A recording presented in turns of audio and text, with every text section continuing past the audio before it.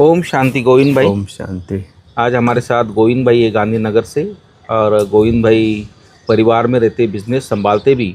बहुत ही अच्छी इनकी अवस्था है और बहुत ज्ञान योग में पूरा हर प्रकार से बाबा की हर श्रीमत को फॉलो करके आगे बढ़ रहे हैं। और इन्होंने काफ़ी आत्मा माने का स्थिति का भी अभ्यास करते रहते, बाबा के साथ का भी अनुभव करते रहते। और ख़ासकर भाई साहब हमारे मुरली का बहुत अध्ययन करते हैं और जिसके कारण इनके पास ज्ञान का भी खजाना है।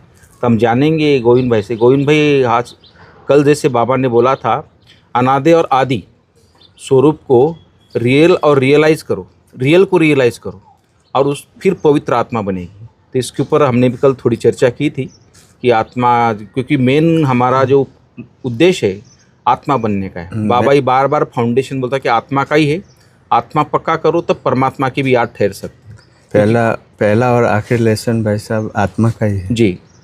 आत्मा, जब तक हम आत्मिक स्थिति में स्थित नहीं होते हैं जी तब तक हमें ज्ञान ठहरता नहीं। जी बिल्कुल। जैसे दादियों ने 14 साल अभ्यास किया, जी। मैं आत्मा हूँ, बाबा ने करवाया। बाबा ने 1 साल अभ्यास किया, मैं आत्मा हूँ, यशोदा ये आत्मा है। जी। ऐसे हमें भी क्या निरंतर बाबा ने पहला पाठ हमें यही किया है बिल्कुल कि भाई आप शरीर नहीं आत्मा हो। आत्मा।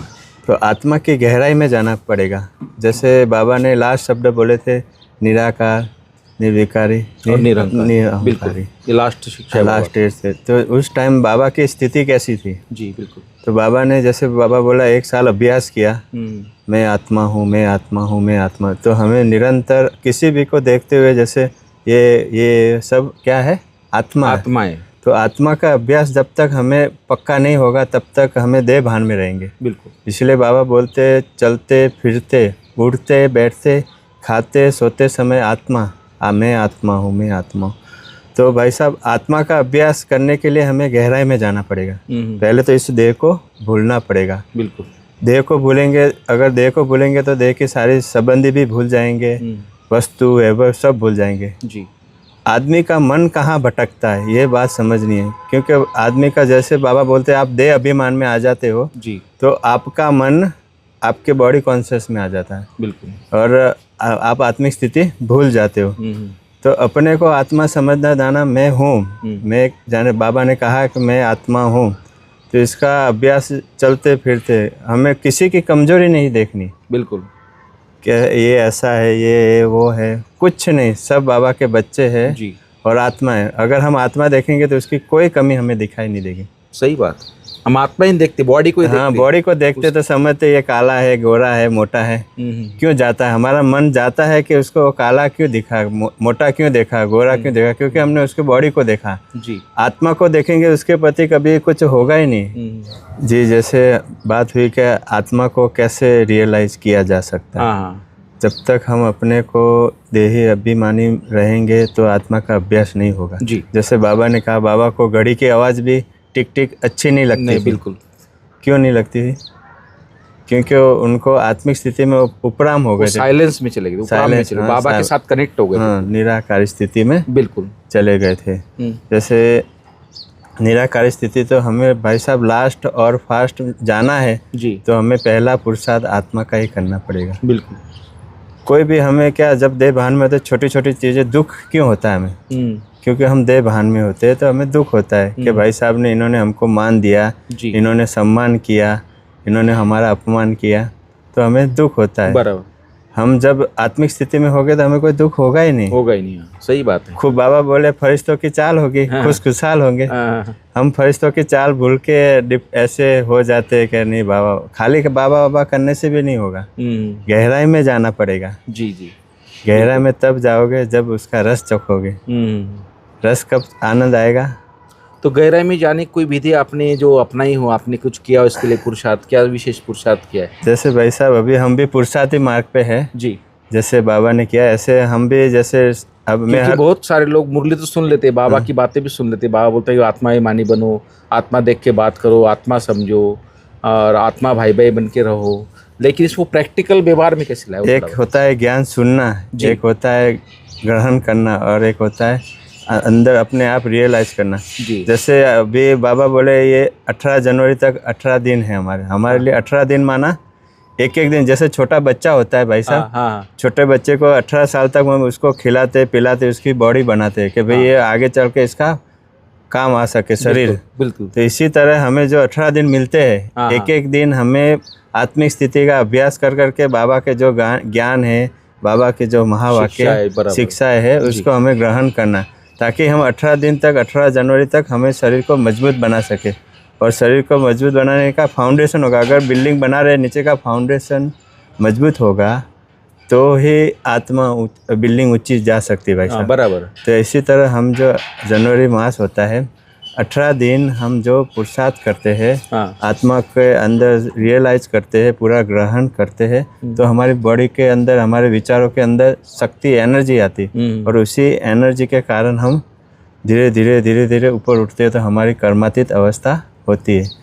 तो यही अभ्यास करना चाहिए कि उठते बैठते, जैसे बाबा बोलते हैं, हर संकल्प हमारे आत्मा के प्रति चलना चाहिए। बिल्कुल बिल्कुल। कुछ नहीं, किसी को नहीं देखना, हमें किसी से, अगर आपको मान चाहिए तो आप कहोगे कि ना मुझे मान चाहिए, तो अपमान बुरा लगेगा। इसीलिए मान, अपमान, जस, हानि, लाभ सब बाबा के सब अपने आप ऑटोमेटिक मिलते रहेंगे। आपको कोई इच्छा नहीं करनी, आपको बस आत्मिक स्थिति में रहना है। दादियाँ जैसे रहती थी, खुशी में रहना। बिल्कुल। कैसे रहना है? जी, सदा खुश मिजाज। हाँ, खुश मिजाज। हमारा क्या है, बाबा बोले आप बेफिक्र बन गए, फकीर बन गए, फिर फिक्र काहे की? जब बाबा के फकीर बन गए तो फिक्र काहे की? बेफिक्र बादशाह है ना। पर गोविंद भाई, खुश वही रह सकता जो ज्ञान का विचार सागर मंथन करता रहता है, बाबा के ज्ञान को आचरण में लाता है और उसको योग की सच्ची अनुभूति करता है, बाबा के साथ की शक्तियों की अनुभूति करता है, वही आत्मा खुश रह सकता है। खाली आपने मुरली सुन लिया, सुबह शाम थोड़ा योग कर लिया, तो इससे तो एक रूटीन में है, लेकिन वो खुशी नहीं मिलेगी। फिर बाबा बोलते हैं तो आपकी दिनचर्या है। सुबह अमृत वेला किया, निमा शाम किया, मुरली सुन ली, ये तो आपकी दिनचर्या। उससे आगे क्या? चलते फिरते, इसलिए बाबा क्या बोलते हैं, चलते फिरते, उठते बैठते, खाते सोते, कुछ भी काम करते जी, सिलाई काम कर रहे हो, ये काम कर रहे हो, कुछ भी काम करते, हमें क्या आत्मिक स्थिति तब पक्की होगी ना। हम खाली मुरली लेके बैठ गए, पूरा आप पूरी मुरली, मैं आपको पूरी मुरली सुनाऊंगा तो आपको नशा नहीं आएगा।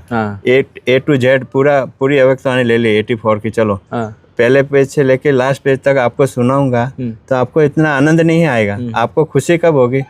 जब आप आत्मिक स्थिति में होगे जी, जब आपको लगेगा कि ना कुछ मेरे आत्मिक स्थिति। बाबा कहते पढ़ाई से कुछ नहीं होगा, पढ़ के तो हम बहुत पढ़ लिए मूल्य, कितना भी पढ़ लो।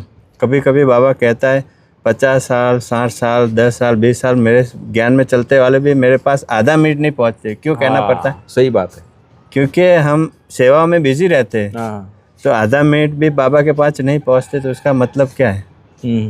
माना अवस्था नहीं है भाई साहब, मेन अवस्था बना। हाँ, अवस्था बनी। बाबा पुरुषार्थ की प्रजोर। हाँ, पुरुषार्थ जब हम खुद को रियलाइज करेंगे, जब हम उठते बैठते चलते खाते सोते हम आत्मा रियलाइज करेंगे, तब जाके हमारे अंदर पुरुषार्थ आएगा। बिल्कुल। आत्मिक स्थिति बनेगी भाई साहब, और आत्मिक स्थिति बनेगी तो बाबा बोले आपके चेहरे चलन से सबको दिखाई देगा, आपकी हंसी से भी दिखाई देगा कि ना ये कुछ अल्लाह लोग हैं। बिल्कुल, इन्होंने कुछ पाया है। अरे हमने 10 साल 20 साल 30 साल बाबा के बन गए, ज्ञान को सुन लिया, सुन के हजम भी कर लिया, फिर भी हमारी अवस्था नहीं बनी। उसका कारण क्या है? क्योंकि हमने ज्ञान को अंदर गहराई में गए नहीं, अंदर तक नहीं। जो गहराई में जाएगा वही ज्ञान के मोती पाएगा ना। बाबा बोलते जो जिन खोजिया तिन पाया, कबीर का एक दुआ है, जिन खोजिया तिन पाया, वो बोहरा डूबन रहा जो रहा किनारे बैठ। जो गहराई में जाएगा, पानी के अंदर गहराई में जाएगा, उसको मोती मिलेंगे, बाकी तो कुछ नहीं है।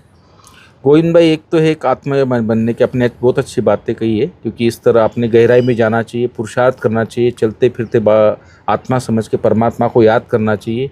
लेकिन कई बार क्या होता है, जैसे हम सुबह सुबह मुरली सुनते बहुत नशा चढ़ता है और दिन भर सोचते हैं हम बहुत अच्छी इसी तरह चलेंगे, लेकिन जैसे ही कारोबार में आते, जैसे व्यक्ति के उसके जो भी उसके साथ हुआ है वो दिखाई देगा, वो व्यक्ति के अवगुण दिखाई देंगे, उस व्यक्ति के साथ कुछ ना कुछ बात, माना कारोबार में आते हम भूल जाते पूरा।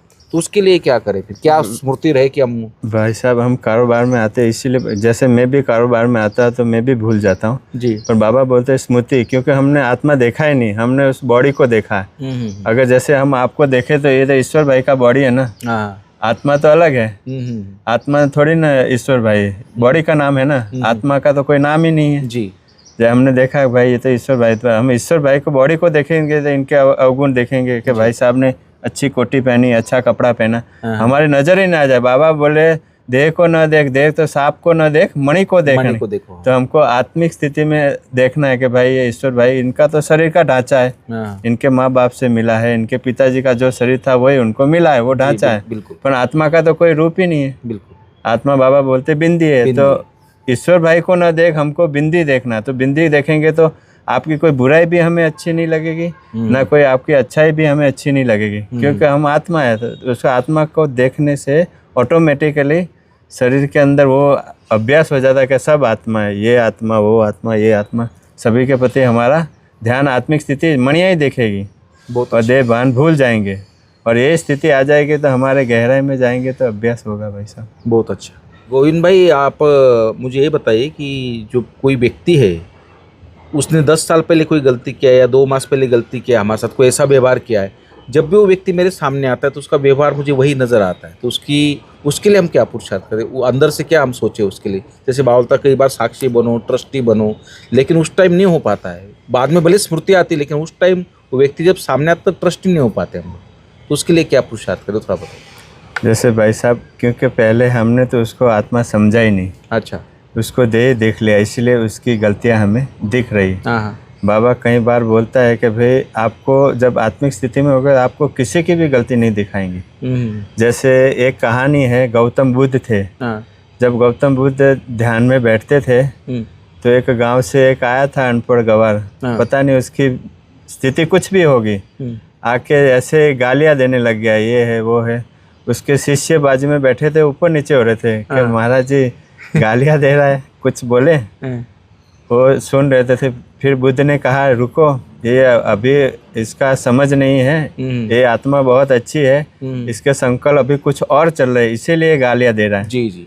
तो फिर देखना, फिर दूसरे दिन वही आदमी आया, वही भाग के आया और आते आते बुद्ध के पांव पड़ गया और बोलने लगा महाराज जी मेरे से गलतियां हो गई, कल मैंने आपको थालियां भर भर के गालियां दी। तो बुद्ध बोले शिष्य को, देख इसका भाव, इसका अंदर की आत्मा अलग है, इसका प्रकरण कुछ और कहना चाहता था और क्या कुछ कल आ रहा था, और आज ये अपने आप से क्षमा मांग रहा है। क्यों? क्योंकि इसको रियलाइज हुआ। अगर हम किसी भी आत्मा को देखेंगे कि भाई इसका उस टाइम इसका प्रभाव क्या है, अगर कोई आगे से गुस्सा करके आता है और वो हमारे पास आता है, उसका नेचर गुस्से से ही होगा। आप यहाँ से समझो आपको थोड़ा गुस्सा हो गया कोई बात का, बाबा बोलते हैं थोड़ा भी क्रोध आ गया, आप यहाँ से जा रहे हैं, आपको अच्छी आत्मा भी मिलेगी तो आप भी उसको गुस्से के रूप से देखेंगे, क्योंकि ये पहले आपने देखा था कि भाई इससे वही बड़ा उसके ऊपर निकलेगी। क्यों निकलेगी? सही बात, हम उसको वही रूप में देखेंगे, उसके साथ भी आप गुस्सा हो जाएंगे, क्योंकि आत्मिक स्थिति में नहीं। जब तक भाई साहब हम आत्मिक स्थिति में, जैसे महापुरुष हो गए, जब तक उन्होंने क्या आत्मिक स्थिति का अभ्यास किया है, जब तक उन्होंने बाबा के साथ भी ऐसे हुआ। बाबा के साथ, जैसे बाबा पहाड़ियों में था तो पीछे से इतनी गालियां भर भर के दे रहे थे। बाबा कभी भी बाबा का कोई बच्चा आता था दिखाते थे बाबा के ये मेरा बच्चा है। वो ऐसा नहीं, बाबा को तो मार रहे था काय लोग, तो ही बाबा बोला ये बच्चा है, बच्चा क्यों? क्योंकि आत्मिक स्थिति में था, आत्मिक स्थिति थी उसकी। जब तक भाई साहब हम आत्मिक स्थिति में स्थित हो जाएंगे तब तक हमें किसी की बुराई दिखेगी नहीं जी, सब अच्छा ही दिखेगा। मेरा देश ईश्वर भाई से, ईश्वर भाई की आत्मा से तो नहीं है ना जी। ईश्वर भाई ने मुझे गाली दी, मान दिया कि नहीं दिया, कोई अपमान दिया, वो ईश्वर भाई ने दिया है ना, बॉडी ने दिया है ना, आत्मा तो नहीं दे सकती। आत्मा तो बाबा बोलते उसका आनंदी स्वरूप है, सुख स्वरूप है, प्रेम स्वरूप है। बिल्कुल। और हम भाई साहब हम प्रेम स्वरूप, आनंद स्वरूप के सागर के हम बच्चे, और हम ऐसे सिकड़े रहेंगे तो कैसे चलेगा? बाबा बोले आप मेरे बच्चे हो, विश्व रचिता आपका बाप है। सही बात है। सर्वशक्तिवान आपका बाप है, आनंद का सागर आपका बाप है, प्रेम का सागर आपका बाप है। तो आपको खुशी होनी चाहिए कि मैं किसका बेटा हूँ जी, किसका बच्चा हूँ। बिल्कुल। कभी भी हम जैसे मुरली सुनने जाते हैं तो देही अभिमानी स्थिति में रहेंगे तो सामने वाले के ऊपर बाबा बोले आपकी वाणी का, आपके प्रभाव का जौहर पड़ेगा। कब पड़ेगा? जब हम देही अभिमानी स्थिति में रहेंगे तब। चलते फिरते तो हमारा एक एक कदम, बाबा बोले आपका एक एक कदम कैसा होना चाहिए? रूहानियत वाला। कदमों में पद्मों की कमाई वाला, रूहानियत वाला होना चाहिए, तब जाके कमाई। हमारे थॉट क्या चलते भाई साहब, उसके ऊपर पूरा सारा ज्ञान का मदार है। हमारे जैसे संकल्प चलेंगे तो हमें पता चलेगा हम कितने आत्मिक स्थिति में रहे और कितने नहीं रहे। मुझे लगता है आपने जो ये संकल्प पॉजिटिव की बात कही, श्रेष्ठ संकल्प की बात कही, इसके लिए जो मुरलियों का अध्ययन, ज्ञान का अध्ययन बहुत आवश्यक है। वही आवश्यक, जितना खजाना अंदर होगा, भरा होगा, रत्न होंगे ना, तो रत्न ही निकले। गहराई में जाना पड़ेगा, गहराई में जाना पड़ेगा। गहराई में जाओगे, ज्ञान मुरलियों में भी गहराई में जाना पड़ेगा। जी जी। क्योंकि हम गहराई में जाते नहीं तो हम क्या करते, दूसरों को दिखाने के लिए हम ज्ञान को, चलो हमने बाबा का बन गए, बाबा बोले आप मेरे बन गए, बेफिक्र बादशाह बन गए, फकीर बन गए, फिर फिक्र काहे के? जहाँ फिक्र आए वहाँ फाके कर लो, फिक्र की फाके, और जहाँ चिंता है उसकी चटनी बना लो।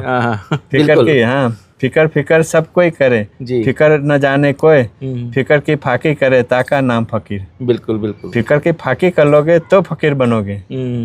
फकीर बन गए हम, बाबा बोले आप मेरे बच्चे बन गए, फकीर बन गए, फिर किस बात की फिक्र? किस बात की? बेफिक्र बादशाह हो। दादी बोलते बेफिक्र बादशाह, बेकौड़ी बादशाह। तो हमें वो दादियों का नशा देखा ना हमने, कैसा? बिल्कुल। क्यों नशा था? दादी बोलती जनता दी सफेद कपड़ा खिसा खाली, लेकिन हम सारी दुनिया के मालिक। हाँ, मालिक। पूरे उनको नशा था कि हम पूरे विश्व का मालिक बनने वाले, भगवान हमको विश्व का मालिक बना रहा है। जेब खाली फिर भी बेकौड़ी बादशाह, बेगमपुर के बादशाह थे, जहाँ कोई गम ना हो। अभी हम क्या भाई साहब, अभी हमें मान सम्मान का, जैसे कि हमारा कोई मान कर दे, कोई हमको सम्मान दे दे, अगर वही आदमी आपको आज मान दिया, कल अपमान करेगा तो क्या दुख होगा ना। इसलिए हमें मान की भी इच्छा नहीं रखनी, सम्मान की भी। मान अपमान, लाभ हानि, जीवन मृत्यु सब बाबा के ऊपर है। कब हमें लाभ देना, कब हानि करनी, जो भी ड्रामा के अंदर होता है एक्यूरेट होता है। गोविंद भाई, ज़्यादातर लोग मैं देखता हूँ वर्तमान में कम जीते हैं, वो भविष्य की चिंता करते हैं, तो भूत का सोचते रहते हैं, भूतकाल का। दुख भूत में है। हाँ, तो उसके लिए क्या करें? ज़्यादातर सोच व्यक्ति की एक तो भविष्य के लिए है, भविष्य हमारा सेफ हो, और दूसरा भूतकाल में हमारा जो बीत गया है, देखो तो उसके लिए क्या? बाबा ने कहा वर्तमान तो आपका जो कल चला गया, आप उसको चेंज करने वाले नहीं। जो जैसे कमान से तीर निकल गया, उस तीर का पीछा करके क्या वापस लाओगे? नहीं हो सकता। तो हमारे जो शब्द हमारे निकल गए, यानी कल हमें जो पास्ट हो गया, समझो आप चल रहे हो, किसी को अपमानित किया, किसी को कटु वचन बोल दिए, फिर वो शब्द क्या आप वापस खींच सकते हो? नहीं। तो फिर हम क्यों उसकी चिंता करें? बिल्कुल। और भविष्य बाबा बोले आपका श्रेष्ठ है, वो भी दिख रहा है। हमें वर्तमान में जीना, अभी माना अभी 10 बजे तो 10 बजे जीना भाई साहब। हम 11 बजे का सोचेंगे तो भी भविष्य हो गया, और 9 बजे का सोचेंगे तो भी। अगर हम कोई रसोई बना रहे, कुछ बना रहे और वो बिगड़ गया तो उसको सुधार सकते हैं? नहीं, बिल्कुल। हाँ, नहीं, बिल्कुल नहीं सुधार सकते। तो ऐसी तरह हम वर्तमान में पीछे जाएंगे, और वर्तमान की कोई घटना घट गई है, उसको बार बार सोचने से क्या सुधरेगी? जो चला गया, जो बीत गई सो बात गई। इसलिए वर्तमान कर्मों पे अटेंशन। हाँ, वर्तमान हमारा चेहरा, चलन, चाल चलन कैसा है, हमारे कर्म कैसे है, उसी के ऊपर ही हमारा फोकस होना चाहिए। वर्तमान अगर कर्म श्रेष्ठ होंगे तो भविष्य भी श्रेष्ठ। हाँ, भविष्य श्रेष्ठ ही है। बाबा ने बोला अभी आज ही, अभी आप आज ही आनंद में हो तो कल भी आनंद में होंगे। आज अगर दुख में हो तो कल दुखदायी है। जी बिल्कुल। क्यों ना हम आनंद ले, क्यों ना मजा ले? बिल्कुल।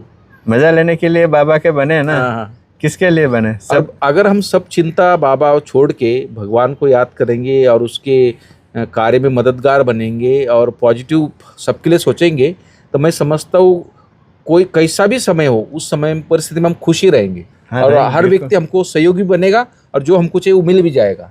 पॉजिटिव, क्योंकि आपकी शुभ भावना उसको शुभ संकल्प देगी कि ईश्वर भाई ने मेरे प्रति शुभ भावना रखी। तो हम जितना पॉजिटिव होंगे उतना सामने वाला अपने आप पॉजिटिव हो जाएगा।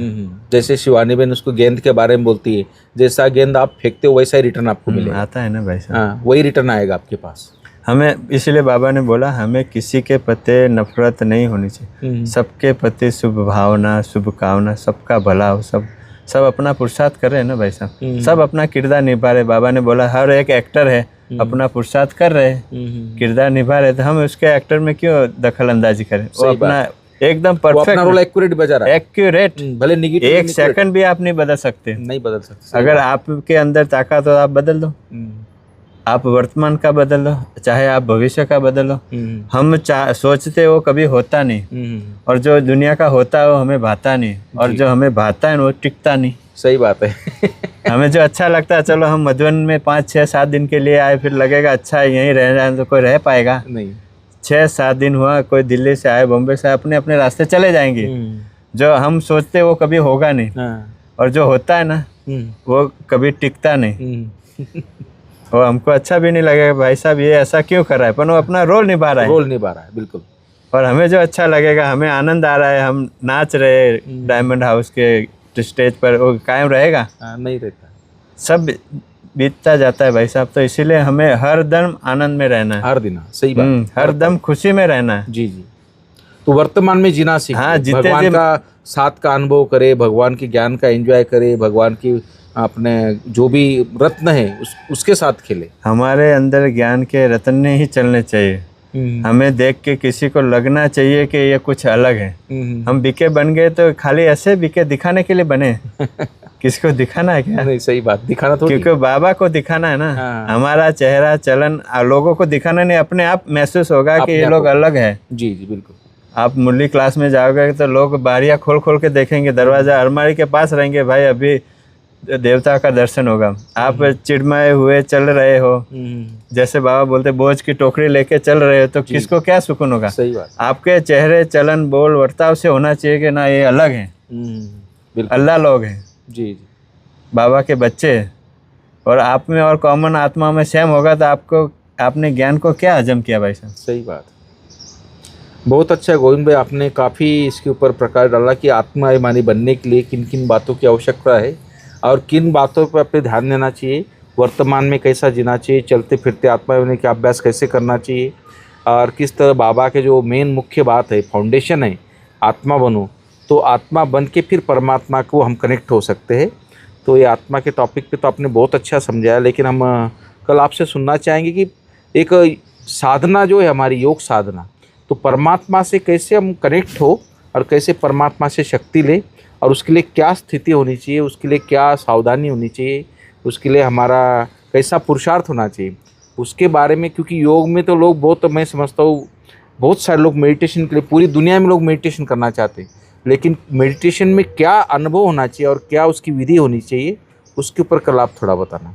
और भी कुछ आत्मा के बारे में कुछ बोलना आपको तो बोल सकते कुछ। जैसे भाई साहब बाबा कहते हैं कि हम पूरी दुनिया देह को अपने मान लिया है जी, तो देह के संबंधी याद आएंगे, वस्तु याद आएगी, वैभव याद आएंगे। जब हम आत्मिक स्थिति में रहेंगे तो कोई चीज़ हमें याद नहीं आएगी। बिल्कुल। हम देही अभिमानी रहेंगे तो जैसे प्रकृति का चीज़ है प्रकृति को मुबारक, सृष्टि का चीज़ सृष्टि को मुबारक, क्योंकि हम तो जहाँ से आई है परम धाम से, जहाँ से आत्मा आई, उसका तो स्वरूप ही है आनंद प्रेम। तो जब हम आत्मिक स्थिति में रहेंगे तो आनंद प्रेम सब अपने आप आएगा, क्योंकि हम उसकी संतान है ना जी।